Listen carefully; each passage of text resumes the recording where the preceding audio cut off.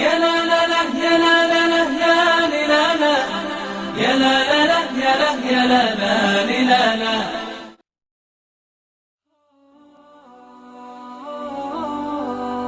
ഹസ്രത്ത് ഈസാ നബി അലൈഹിസ്സലാത്തു വസ്സലാമിന് 400 വർഷം മുമ്പേ ജീവിച്ചിരുന്ന ഒരു തത്വചിന്തകനായിരുന്നു ഡെമോക്രാറ്റിസ്. ഗ്രീക്കിലെ ഏതൻസിൽ ജീവിച്ചിരുന്ന ഡെമോക്രാറ്റിസ് സോക്രട്ടീസിന്റെ സമകാലികനായിരുന്നുവെന്ന് പറയപ്പെടുന്നുണ്ട്. ഇവരുടെ രണ്ടുപേരുടെയും തത്വചിന്തകൾ ആധുനിക ലോകത്ത് വളരെ അംഗീകരിക്കപ്പെടുന്നുണ്ട്, ഇപ്പോഴും അംഗീകരിക്കപ്പെടുന്ന യാഥാർത്ഥ്യങ്ങളാണ്.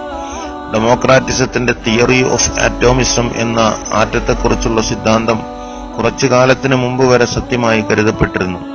ഒരു മണൽത്തരിയെ പൊടിച്ച് പൊടിയാക്കി മൈക്രോസ്കോപ്പിൽ കൂടി നോക്കിയാൽ മാത്രം കാണാവുന്ന തരത്തിലാവുകയും ഇനി ഒരിക്കലും അതിനെ പീസാക്കാൻ കഴിയുകയില്ല എന്ന അവസ്ഥ എത്തുകയും ചെയ്താൽ അതിനാണ് ആറ്റം എന്ന് പറയുന്നത്.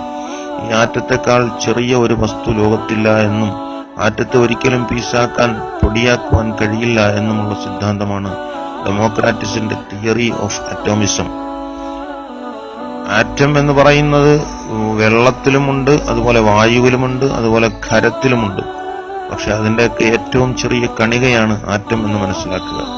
അതൊരിക്കലും പീസാക്കാൻ പറ്റുകയില്ല എന്നുള്ള, അതിനെ കഷ്ണിക്കാൻ പറ്റുകയില്ല എന്നുള്ള സിദ്ധാന്തമാണ് ഈ ഡെമോക്രാറ്റിസിന്റെ തിയറി ഓഫ് ആറ്റോമിസം എന്ന് പറയുന്നത്. ആറ്റം ഒരിക്കലും പീസാക്കാൻ പറ്റില്ല എന്ന സിദ്ധാന്തം ഇന്ന് യഥാർത്ഥത്തിൽ മാറ്റി എഴുതപ്പെട്ടിരിക്കുകയാണ്. മോഡേൺ സയൻസ് പറയുന്നു ആറ്റത്തെ ഇനിയും പീസാക്കാൻ പറ്റും എന്നുള്ളതാണ്. ആറ്റത്തെക്കാൾ ചെറിയ വസ്തു ഇല്ല, അങ്ങനെ ആറ്റത്തെ പാർട്സായി ഡിവൈഡ് ചെയ്യാൻ പറ്റുകയില്ല എന്ന് വിശ്വസിച്ചിരുന്ന വിശ്വാസങ്ങളൊക്കെ മാറ്റി എഴുതപ്പെട്ടിരിക്കുന്നു. എന്ന് ഡിവൈഡ് ചെയ്യാൻ പറ്റും, ആറ്റത്തെക്കാൾ ചെറിയ വസ്തുവുണ്ട് എന്ന് ശാസ്ത്രം പറയുന്നു. എന്നാൽ പരമാണുവായ ആറ്റത്തെക്കാൾ ചെറിയ വസ്തു ഈ പ്രപഞ്ചത്തിലുണ്ട് എന്ന് ഖുർആൻ 1400 മുമ്പേ ലോകത്തോട് വിളിച്ചു പറഞ്ഞു. അല്ലാഹു സുബ്ഹാനഹു വ തആല ആറ്റത്തെയും അതിനേക്കാൾ ചെറിയ വസ്തുക്കളെയും സദാസമയം നിരീക്ഷിച്ചുകൊണ്ടിരിക്കുന്നുവെന്ന് ഖുർആൻ. നിങ്ങളെ അടക്കങ്ങളെ നാം നിരീക്ഷിച്ചുകൊണ്ടിരിക്കുന്നു, നിങ്ങളുടെ സെല്ലുകളെ നാം നിരീക്ഷിച്ചുകൊണ്ടിരിക്കുന്നു. ഒരു അണു, അതായത് ഒരു ആറ്റം, അതിന്റെ അത്രയും ഭാരമുള്ളതിനെയും നാം നിരീക്ഷിച്ചുകൊണ്ടിരിക്കുന്നു.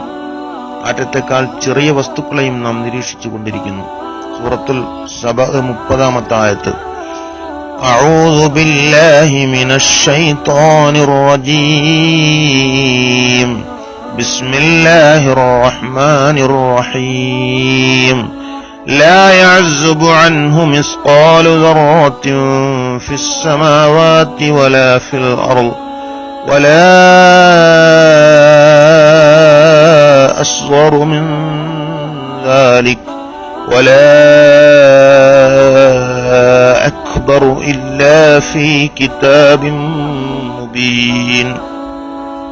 അല്ലാഹു സുബ്ഹാനഹു വ തആല പറയുകയാണ്, അല്ലാഹുവിന്റെ നിരീക്ഷണത്തിൽ നിന്ന് ഒരാറ്റവും വിട്ടുപോകുന്നില്ല. ആകാശഭൂമികളിലുള്ള ഒരു ആറ്റവും, ആകാശഭൂമികളിലുള്ള ഖരദ്രാവക വാതക വസ്തുക്കളിൽ നിന്നുള്ള ഒരു ആറ്റവും അല്ലാഹുവിന്റെ നിരീക്ഷണത്തിൽ നിന്ന് വിട്ടുപോകുന്നില്ല, ഒരാറ്റം പോലും വിട്ടുപോകുന്നില്ല. വലാ